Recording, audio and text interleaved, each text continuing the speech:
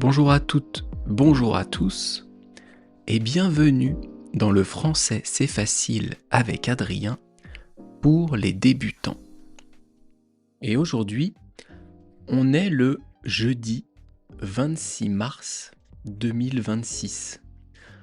On est le jeudi 26 mars 2026 et je vais vous parler un peu de la suite du podcast de mardi. Je vais vous parler de comment acheter des billets de train et comment réserver une place. Il y a plusieurs moyens, plusieurs méthodes possibles. Et ça dépend du type de train que vous voulez prendre.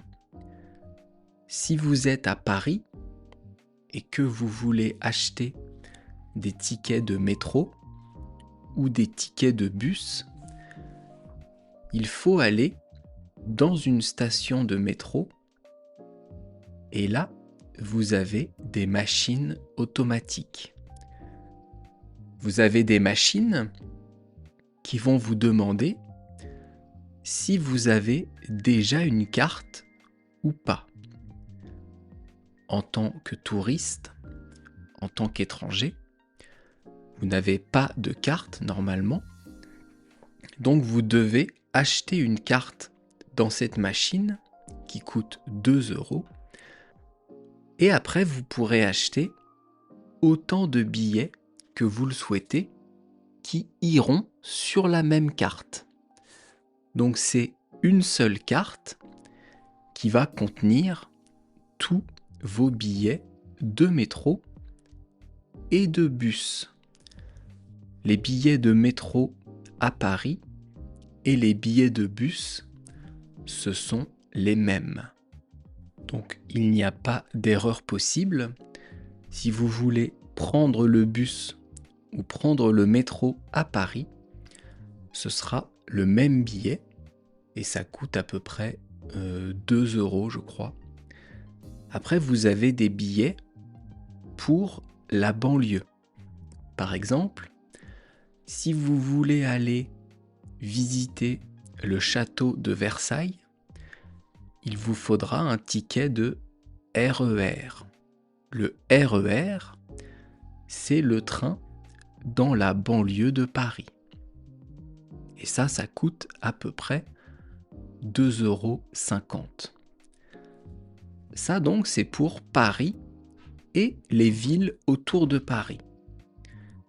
Et après, si vous voulez partir de Paris en train et aller dans une ville en France, c'est tout à fait possible.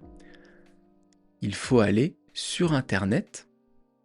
Ça, c'est une première solution. Vous allez sur un site qui s'appelle SNCF. SNCF, ça veut dire Société de chemin... Non, pardon. Société nationale de chemin de fer. Le chemin de fer, c'est le train.